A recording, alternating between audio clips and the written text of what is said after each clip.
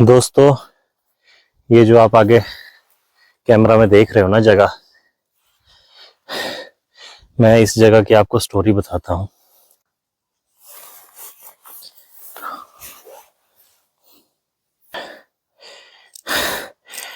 यहाँ पे मैं शूज के साथ नहीं जाऊंगा।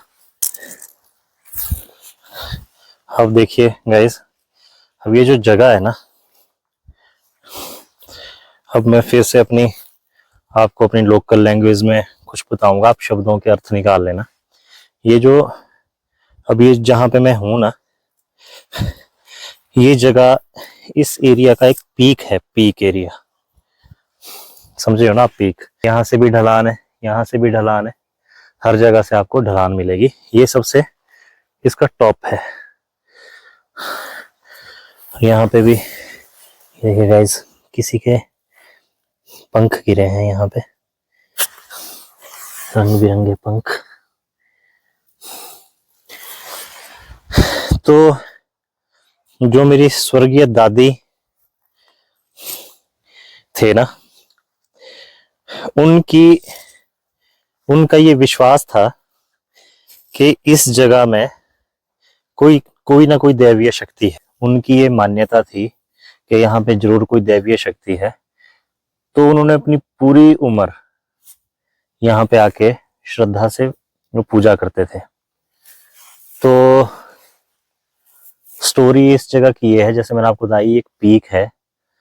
तो जो पीक होती है तो उसको हम अपनी लोकल लैंग्वेज में बोलते हैं रीढ़ा,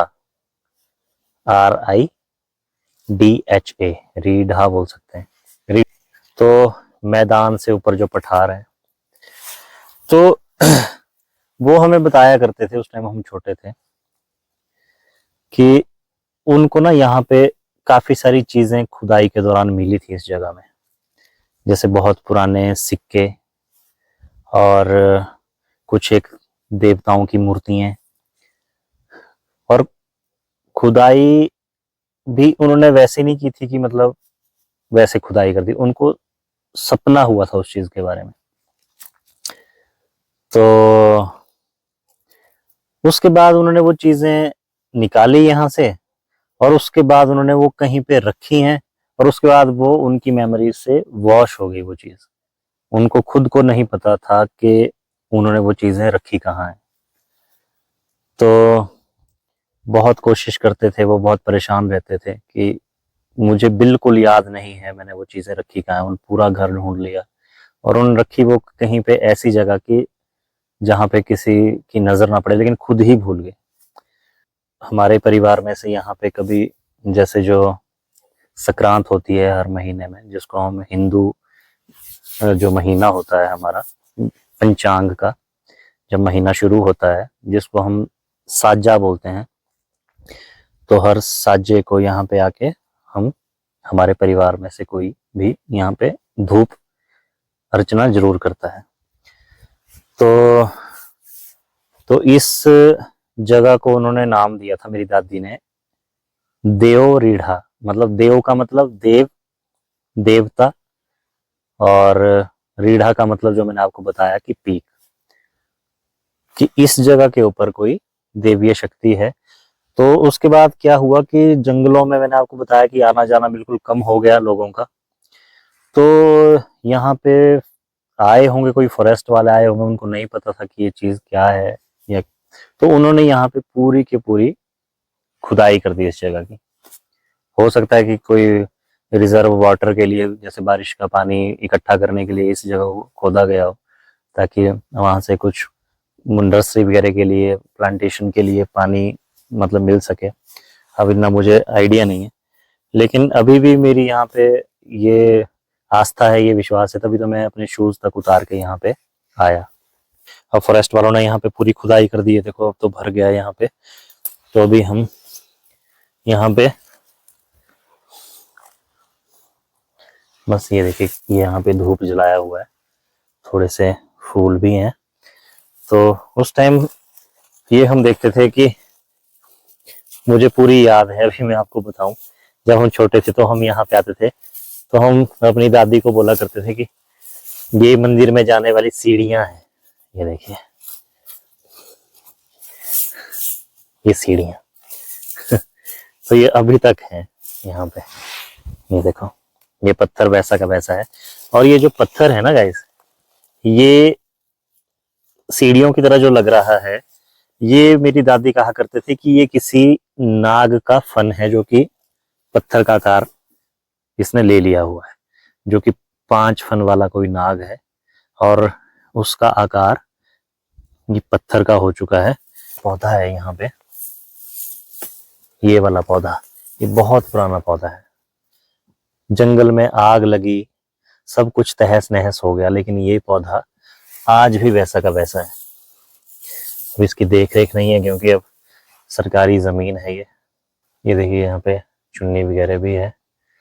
तो चलो देव रीढ़ा को नमस्कार करते हैं। हे देवता रक्षा करना, जो भी वीडियो देख रहे हैं अगर वो आस्था रखते हैं तो उनकी रक्षा करना।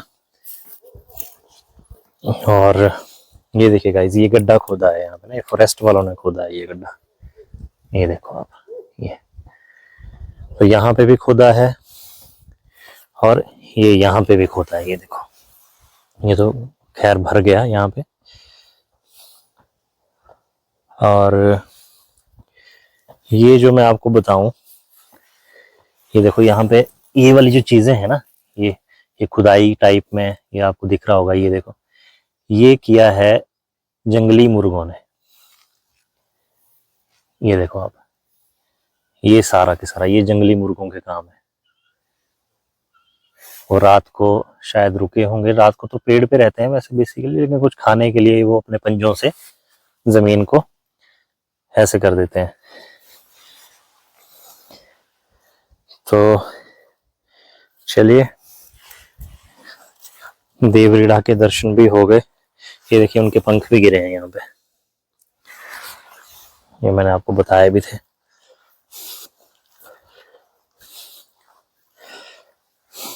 पहन लेते हैं शूज।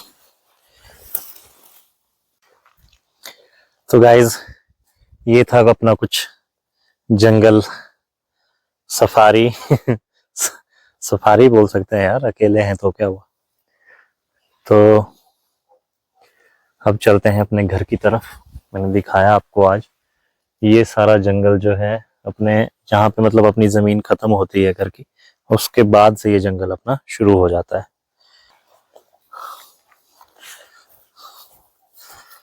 जंगल में से रास्ता खुद निकालना पड़ता है, जंगल में रास्ते होते नहीं हैं। पहले होते थे अब नहीं होते। मुझे ये बताइए, अगर किसी ने ये वाली चीज कभी खाई है तो बताइए इस चीज को क्या कहते हैं। अगर आपने कभी ये चीज खाई है तो बताइए इस चीज को आप क्या कहते हैं।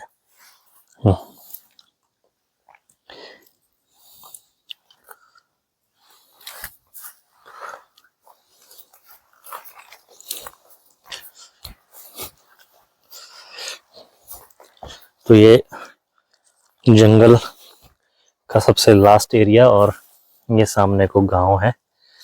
ये सामने जियो का टावर है, और ये जो आप आगे देख रहे हो ये सड़क है। जिस सड़क से मैं अपने पिछले ब्लॉग में आया था ना, मैंने आपको बताया था कि 15 साल हो गए इस रोड को निकले हुए, अभी तक पक्का नहीं हुआ। तो ये वो रोड है जो सामने वाली इस पहाड़ी में जितने गांव हैं उनको ये कनेक्ट करता है इस मार्केट के साथ। ये जो सामने आपको मार्केट दिखाई दे रही है, इस मार्केट के साथ। थोड़ा जूम करता हूँ, ये मार्केट है। ये जो ग्रीन कलर का दिखाई दे रही होगी बिल्डिंग, ये है हॉस्पिटल। इसके अभी ये दिखाई नहीं दे रहा होगा यहाँ पे, अगर मैं थोड़ा सा और ऊपर करूं, मतलब ये स्टेशन है पद्धर स्टेशन। अगर क्योंकि इस जो ये एरिया है, इस एरिया की सबसे मेन मार्केट जो है वो पद्धर है। लोगों को अपनी रोजमर्रा की जरूरतें पूरी करने के लिए इस मार्केट में आना पड़ता है। मतलब वो इसी मार्केट के ऊपर डिपेंड है। तो अगर ये जो सामने वाली आप पहाड़ी देख रहे हो, इसके जो ये घर है, गांव है, अब इन लोगों को अगर यहाँ से पद्धर आना होता था, अभी दिखाई नहीं दे रहा है, मार्केट ये छिप गया इसके पीछे, तो इन लोगों को बहुत दूर सामने परे वाली पहाड़ी से होके जाना पड़ता था और फिर इनको पद्धर आना पड़ता था। तो कम से कम 25 किलोमीटर 20-25 किलोमीटर का इनको सफर तय करना पड़ता था इस मार्केट में आने के लिए। अब जब ये रोड यहाँ से कनेक्टिविटी, मैंने आपको बताया कि अगर इस रोड को बना दिया जाए तो सिर्फ इन लोगों को 6 किलोमीटर बैठेगा। कहाँ 25 किलोमीटर, कहाँ 6 किलोमीटर। तो पंख है यहाँ पे, ये पंख है बाज का पंख, ये है बाज का पंख या चील जिसको बोल सकते हैं, चील का पंख है ये। तो आज मैंने सोचा था कोई ना कोई जंगली जानवर जरूर मिल जाएगा, लेकिन अब दिन का टाइम है तो ऐसा कोई मिला नहीं। गांव में एक परिवार रहता है, तो वो परिवार अपने जो पशु हैं उनके जंगल में चराते थे और उसके बाद उनको यहाँ पे बांध दिया करते थे इस जगह पे। अभी यहाँ पे आपको बिल्कुल ऐसा दिखाई दे रहा होगा, बिल्कुल कांटे झाड़ियां, लेकिन उस टाइम ये बिल्कुल मैदान की तरह हुआ करता था।